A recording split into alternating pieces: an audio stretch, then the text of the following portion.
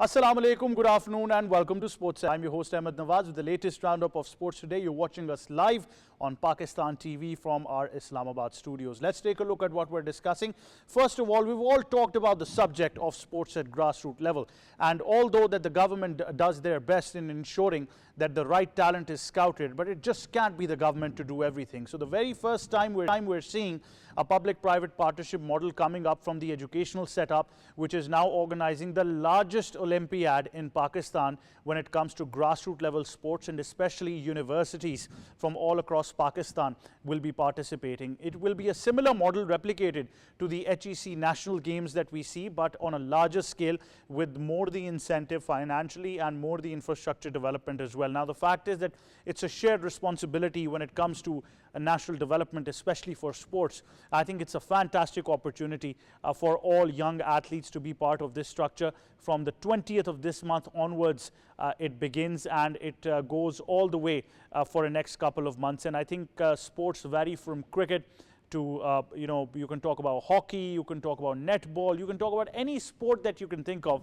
It will be part of this APSUP spirit that we're talking about. So we're going to be introducing you to this very first of a kind initiative and how it will be a game changer for the outlook of grassroots level sports in Pakistan. Then we move on and we discuss Pakistan's fixture against Afghanistan in the AFC qualifier, where Pakistan and Afghanistan were both held to a draw. The match went goalless, so a disappointment for the fans, but large number of people thronged to the Jinnah Sports Stadium at the sports complex in Islamabad to watch Pakistan versus Afghanistan. It's been just superb. I understand the results not been something that we probably wanted, but the way this fixture has took place, it's just been remarkable. Also, the chairman of the Pakistan Football Federation, Mohsin Gilani, sent out a lot of praise to the government of Pakistan. In particular, he thanked the Interior Minister Mohsin Naqvi, who was instrumental in ensuring that the Afghan team is given their visa in due time. They were given a special policy waiver and they got visa on arrival there, and they arrived last night. So before schedule, things were taking place. So I think a lot of credit goes to Interior Minister Mohsin Naqvi, who expedited matters and took the situation into his own hands and made sure that this qualifier takes place, because at one point we all thought that it might not even take place as well. So we're going to be talking about that in detail, and then of course we move on and we discuss cricket, the Quaid-e-Azam Trophy in detail. Of course the season continues and in the past couple of days we've seen some quality wickets on offer, some pitches that have given something to talk about. One side of the picture, Naseem Shah's getting 5 wickets. On the other part of the country, we're seeing Mohammad Rizwan scoring 100. So I think all in all, it's going great. But I have a little bit to say something about people who have now started tweeting that get ready for a miracle comeback from Mohammad Rizwan. You're too early in making comebacks and you're too early in then making exits. So for God's sake, let somebody perform consistently and then talk about miracle comebacks. Don't be hasty in bringing players back, because the speed we bring them back in the team, it's a double the speed that we kick them out of the team, the same people. So please, I would request you to, just hold on to your horses. Then we move on and discuss the Women's World Cup, where Pakistan suffered yet another embarrassment at the hands of Australia. We had them 70 for 7 and they ended up making 200 plus runs. In our batting, once again, nothing in there. Nothing really that I can be positive about when it comes to women's cricket in Pakistan. We're going to be discussing all of this and much more on Sports Extra today, but like I said, that we will be starting with the subject of grassroots level sports, especially when it comes to universities. And now I'm an individual who was very lucky to play football in my university. I played cricket. I'm a big fan of cricket, of course. That's my favorite sport. And I also had the chance to represent my university in the HEC level hockey tournament as well. So I think I've played hockey as well. So if I talk about the majority opportunities that I have, I've been given those in my university career. So I think universities will play a very pivotal role in finding these grassroots talent and grooming them to the national level as well. To discuss this further, we've been joined on Sports Extra by the Director General of this initiative and also someone who happens to be part and parcel of the Pakistan Sports Board and wherever there's sports in Pakistan. Mr. Shahid Virk joins us. Assalamu alaikum, Shahid Saab. Welcome to Pakistan TV. Wa alaikum salam, Mr. Ahmad. Thank you very much, please. Right, Shahid Saab, first of all, I would like you to highlight this initiative for us. What are we looking at and what is this tournament all about? First of all, I would like to thank you to the channel for highlighting this initiative. Mr. Ahmed, the APSUP Olympiad is one of Pakistan's largest inter-university multi-sports events, bringing together universities from all across the country, including Lahore, Karachi, Islamabad, Faisalabad, Multan, and Peshawar region. The event features 24 different games for both male and female athletes, covering a wide range of indoor and outdoor sports. The Olympiad aims to engage over 6,000 student athletes from diverse educational institutions, providing them a professional platform to showcase their talent, learn from one another, and experience the true spirit of sportsmanship and unity at the national level.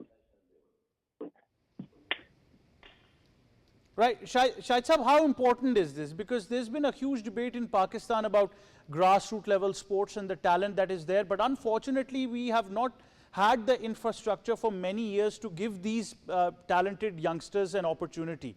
How will we change that through this Olympiad? Very good question, Mr. Ahmed Saab. The Olympiad serves as a national development platform for young athletes by connecting universities, sports federation, and government bodies under the umbrella. Through structured competition, professional coaching exposure, and access to standard facilities, it helps bridge the gap between raw talent and professional grooming. Moreover, this initiative promotes inter-university collaboration along institutions to share best practices, improve sports infrastructures, and motivate the youth to pursue the sports as a serious career pathway. The ultimate goal is to build a sustainable sports system that nurture and elevate Pakistan athletes to national and international level. Right, Shahid Sahab, I think majority, the parents and even the players at grassroots level come from very humble backgrounds. So they're very much worried about how these players will be securing a livelihood for themselves as well. Because at the end of the day, it has to be a very strong financial model. So how will we be benefiting players and athletes financially through this Olympiad? Mr. Rahman, the APSUP Olympiad is not just a competition. It is a talent identification and sport program. Outstanding performer will be shortlisted for sports scholarship, training camps, and national level representation opportunities, including gold, silver, and bronze cash prizes. In addition, the event provides free participation and facility access through partnership with the Sports Board Punjab and other regional bodies. By removing financial barriers, the Olympiad ensures that every deserving athlete, regardless of background, can participate and progress on merit. Well, certainly. Finally, sir, I must ask you that, for far too long, we have only played the blame game in Pakistan. That, it's the job of federations, the job of the Pakistan Sports Board and the government. But unfortunately, on the other hand, corporate sector and public-private partnerships have not been very keen in investing in sports. I think that responsibility of national development now should come down to the public-private partnership as well. And, maybe corporate entities already have a budget for CSR. They should now invest in sports. What would you like to say about the responsibility that the corporate sector has? Mr. Rahman, sports development is a national responsibility that cannot rely solely on government resources. The private sector has the capacity to provide financial investment in infrastructure and that can transfer Pakistan's sports landscape. When private institutions and organizations invest in sports, they are not only promoting youth empowerment and healthy lifestyles, but also contributing directly to the nation building by creating opportunity, fostering discipline, teamwork, and leadership among the youth. This public-private partnership model ensures sustainability, growth, and excellence in sports, positioning Pakistan as a competitive nation in the global sports arena. Well, certainly, Shahid Sahab, thank you very much for joining us. And once again, we would like to congratulate you and your team and wish you all the very best for this Olympiad. Thank you. Mr. Ahmed, sir. Thank you Thank very you. much. Thank you. That was Shahid Virk, who's the Director General of this APSUP Olympiad as well, and at the same time, he's also a member of Pakistan Sports Board. I think a lot of insight into this as well of how grassroots level sports can improve. But one thing is very certain that from the 20th of this month onwards, all you athletes who are part of educational setups have got a real chance, a real opportunity to change the livelihoods of not just you and your families, but your whole communities. Remember, a sportsman or sportswoman will eventually change the livelihood of their entire community. So I think it's a fantastic opportunity. Do register and do become part of Pakistan's biggest sporting event when you talk about, on the state level, on the government level as well. That being said, now, of course, we move our focus to cricket. We are discussing the Azam Trophy, but before we do that, we have to give you an update on the Women's World Cup. To discuss it further, we have now been joined on Sports Extra by cricket writer and expert Amal Nadeem. Assalamu alaikum, Amal. How are you? Welcome to Sports Extra. Walaikum Assalam, Ahmed. I'm good, and how are you doing? I'm doing very well. A bit disappointed though, because like I said, I'm not that positive today that I have anything to say about the women performance. It just has to be embarrassing if you've got the best side in the world at 70 for 7 and then you end up losing like this. What are your thoughts? Exactly, Emma. Before the match started, I won't. We were not having a lot of hope because it was a do or die match for us, and we had Australia playing against us. And we all know that Australia has been a very difficult team in women's cricket as well. They crossed 300 against a team like New Zealand, so that was for sure that they would give us a lot of tough competition. So I was before the match started, I was hoping that they might cross 300 against us as well. But when we the bowlers when they played good cricket when we had 70 or 70ish seven wickets on 70ish. I was pretty much hopeful that this might just change the whole dynamic of the game for us. But then, credit to the partnership that was held after that. A century at that point of time is a difficult task. And then eventually, they took us from that 70 score to 200 plus, and that's when the match was ended for me at least because we had not crossed 200 even once in this whole World Cup. So anything above 200 was going to be an issue for us, and they managed to do that. And then, for me, when you had 77 wickets at one point, you should not have even let them score 150 or so. But they managed to do that. And then our batting again was a disaster. That opening did not work that way. Then middle order and eventually everything, and we got bowled out at a very low total. So the journey, though, that has ended for us in the Women's Cup, but I think there has to be a lot of takeaways from this situation. A, that you need to go back to again your domestic circuit to search for new talent.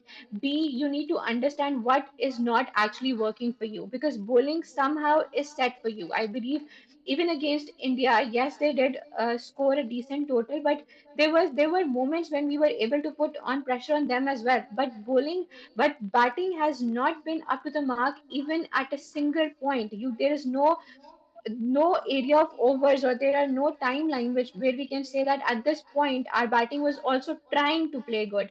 So the batting has been a disaster. So I think it's high time that we start investing on our batting lineup, and a good amount of coaching should be provided to the girls as well to understand how to develop and how to like progress from difficult situations like the one we faced yesterday. Because it was that match could have been easily ours, but we just lost it on our own within our own hands. Well, Amal, this might come as a difficult question, but we have to look towards investing in uh, a certain age group which can serve Pakistan for a long time. A lot of these players, I understand, have had lack of financial support and infrastructure as well for women's cricket. But what we have to understand, apart from our skipper, who is of course in her 20s, then we move on to majority of our players being above 30s and who have at least played more than 30, 40 matches each. It becomes a very difficult situation for us to ask them to do something which they've not been used to doing, and that is play modern day cricket. One experienced campaigner that we had was Nida Dar in both bowling, batting and fielding, but we wanted to remove her because of certain liking and disliking issues that still persist in selection policies. Ahmed, one thing for sure that yes, because the shelf life of today's cricketers are not as long as they used to be, because the amount of cricket that is being played, and from what is actually expected from the girls, and the amount and the energy that they require, they have to be a timeline where most of the things are invested. That is why I always say that start investing within your school and colleges girls, because that's the time when they can eventually become something that you want them to be. Their minds are fresh, they are younger bodies, and that's what is required. So obviously, because there are very few examples all over the world where athletes over 30 plus do perform well. There are hardly any examples in male cricket as well. People do criticize Virat Kohli for taking an early retirement, but at the age of 35, an athlete like him tells you that he cannot no longer play Test or T20I because of those certain age limits that he's facing. So they're very rare example. I think Sikandar Raza is one who is 38 or 39 years old and he's playing cricket. And the same thing goes with girls as well. So you need to start investing within your new girls, within your school college girls, so that you can, with over the passage of 2 to 3 years, you might have them strong enough to be added in the team. Other than that, because right now we have players who I was like going through the age list and everything. So we have players who play good, but they are again in their late 20s. They can serve you for 2 or 3 more years, and then eventually they might retire, or they won't be able to perform that well. So investment in your school and college girls is very important, and the likeness and unlikeness and the friendships and team, they don't matter unless you're not performing.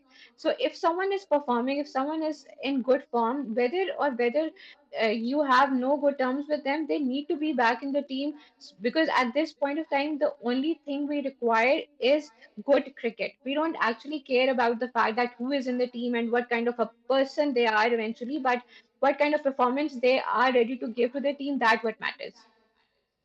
Well, certainly. Thank you very much, Amal Nadeem, for joining us on Sports Extra. It's just been utterly disappointing, this World Cup campaign. But when we talked to some of the experts, even before the World Cup, they raised a very, very serious issue, including former captain of the Pakistan team, Sana Mir, who said that we've not had much practice before this World Cup. We've not made a team that can, give us miracle results. Unfortunately, instead of that, we were taking part in a T20 campaign. So that just tells you about the priorities of women's cricket at the moment. But that being said, now we come back to grassroots level cricket, which is Quaid-e-Azam Trophy, domestic cricket, the premier tournament for Pakistan, which is underway, and into some very, very exciting days these days. To discuss it further, now we've been joined in studios by international cricket commentator, broadcaster, presenter, our sports expert, fellow anchor, and someone who's right now commentating in the Quaid-e-Azam Trophy, has got first-hand knowledge of some of these performances, Mr. K Asif Ahmad. Assalamu alaikum, good afternoon. Walaikum assalam. How are you? Good afternoon. I'm very well. How about yourself? I'm very well. So what can you tell us? How have the days progressed? I know day one was washed out due to rain, but how has the competitiveness been, especially for the game that is being played in the Diamond Cricket Ground in Islamabad? Well, Ahmed, first of all, the good thing is that all stars and the test cricketers and the guys who rule over the Pakistan cricket, they are playing first-class cricket after a very long time. And I had discussed earlier with you that what's going on at Diamond Cricket Club. So first of all, let's talk about the Fatah versus Multan. And actually, Multan have won the toss and they have opted to field first. Then Hasibullah is playing as a guest player for Fatah, and he scored 61. So I'm happy. He was quite calm there. His technique was absolutely brilliant. I had a chat with him when he played a very loose shot, and this is what you learn in four-day cricket. Even his coach Riaz Afridi wasn't happy with that, because when you spend plenty of time over the pitch and you are taking all the info about the circumstances, each and everything was fine. And then you played a very loose shot and you lost your wicket. Bismillah Khan once again scored 100 there for Multan, and Sarwar, he scored 80. The guy from Lahore Qalandars, who was playing his debut, he actually lost on a very first over. So Mohammad Naeem I'm talking about. Good thing is that after playing Pakistan Super League, he realized that the basic thing is Quaid-e-Azam Trophy. But some players are still in T20 mode, because I saw a very horrible dismissal of Sahibzada Farhan as well against Ali Raza on the very first over, and I thought, what a flashy outside off stump. Then I remembered he's coming straight from T20 cricket. Well, this is, I was discussing in commentary, this is cricket, no excuses.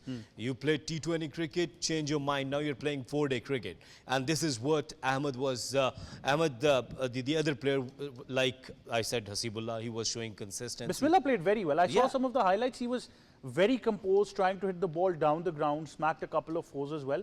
Textbook cricketer. This is a 4-day cricket is that you'll have to play in the week. You'll have to understand that what is merit. You'll have to understand the shot selection, then game awareness. I'm talking about Server from Fata. Actually, he lost his wicket when he was playing on 80. His strike rate was around 82. So he was playing good cricket. Let's talk about some more sensations like Haroon Arshad from Karachi. He scored a century on his debut. He's just 16 years of age. After representing Pakistan under 19, when you're coming to play Quaid-e-Azam Trophy, big names are there. Saim Ayub was there with you. Danish Aziz scored a century. Experienced player, yes. Experienced player. If you're scoring 100 there, it means that you're understanding this is the prime cricket. And Pakistan Cricket Board has given chances to the under 21 players. 2 players each in each team must be there of under 21. Well, you talked about a young under 16 sensation, but the fact is that with his 100 in the Quaid-e-Azam Trophy, we always have a fear that he'll be picked by a PSL franchise, will be converted into a T20 player, but that stays there. I'll bring you to something very interesting because Rizwan scored 100. I thought that was great. So I think Mohammad Rizwan getting 100 against Sialkot. So I think that also happened in the Well, see that, Ahmad, I'm getting your question that like Rizwan, Babar Azam or the other players, if they're scoring well, thank you very much. Rizwan scored well, but the fact is that I was looking at digital media.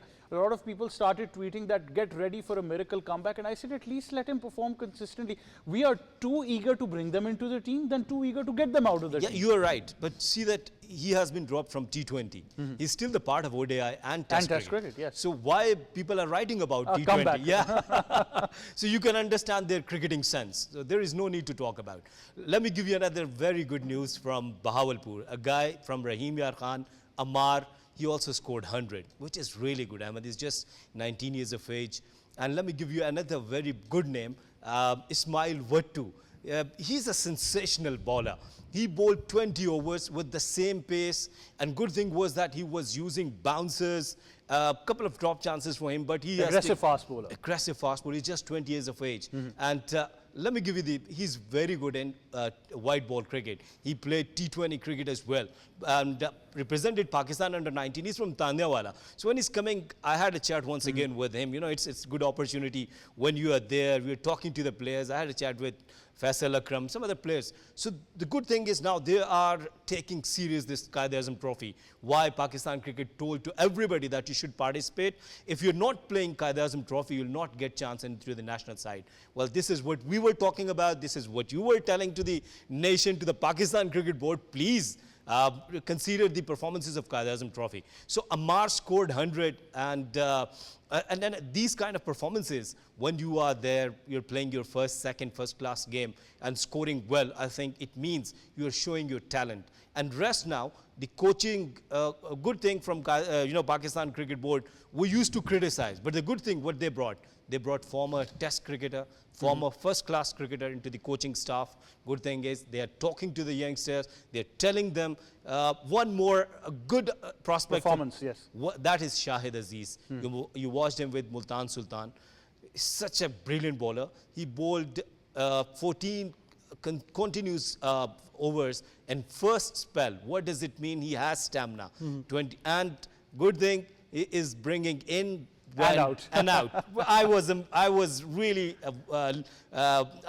liking his bowling. Why? Because his pace is good. He was bowling bounces and he taken the wicket of Imran. But remember, there was a little gap between bat and pad, and it reminds me Muhammad Asif. With an in-swinger? Yeah, with an in-swinger, a couple of out-swingers and then in-swinger. So the talent is there, Ahmed, and if they are playing first-class cricket, for 1-2 seasons, performing well, and then if they're coming to the national arena, then they will perform well. One last name, that is Azam Nawaz, who scored more than 1,000 runs in the last edition of Quaid-e-Azam Trophy. So it's a big opportunity for him. If he's scoring same 1,000 or 1,200 runs, I think he'll get a chance. Well, I must ask you this, although it's too early to say into the third and fourth day of the edition right now in the first game. How have the pitches behaved so far? Ahmed, the Diamond Cricket Ground, it was the very first day, Amir Yamin has taken 5 on the same pitch. It's quick. That it's is quick, a quick yeah. pitch. It means if you are bowling on the right channel, if you're bowling on the right length, then you will find some wickets. But if you're bowling vivid deliveries, let me give you an example of Sameen Gul. He wasn't okay with his line and length. He was struggling. Same with the Wasim Jr. But the good thing is that he's there. He bowled 12, 13 overs. Thanks God he's not concentrating on 4 or 10 overs. So when you bowl, and he was not bowling good bouncers. This is what I've discussed in my commentary as well, that when you are there, in 4-day cricket, if you're quick with the bouncers, definitely you bring trouble for the batters. So that part was missing. Pitches are good. One thing which Yasir Hamid actually discussed with us earlier, that Pakistan Cricket Board should have scheduled the matches in the central and the south as well. So only thing is that all the matches in the north of the country, so in Aptabad, fast bowlers are getting help. And that too in a rainy season. I mean, that's just a bit bummer for planning as well. Definitely you should talk to Khurram Niazi Sahab that what's going on. People are writing about him, some of the criticism, but when you are the part of the tournament, I'm the part of the tournament. So when you go to the ground, you see that what kind of, facilities players are getting, what kind of facilities broadcasters are getting. Yes, nothing is perfect, but they're trying to get it better. Well, certainly, but I think the role of a head of domestic cricket operations should be more than just organizing tournaments. I think he should, bound regional coaches to give him a report of the players they've developed in every season. Well, one thing I would like to share with our viewers and to Pakistan Cricket Board, I didn't see any selector sitting in the ground and watching the match. One day, Junaid Zia was there for a couple of hours, and then he went back. So selectors should come there. Would you like to name them, please? Selectors are selectors. No, there are many chief selectors. There's a chief selector, there's a selection committee, but who are you particularly talking about? See, if you are a domestic selector, if you are a selector of Pakistan cricket team, I mean, you in the first 4 days have almost identified 10 players, including batters and bowlers who have performed well.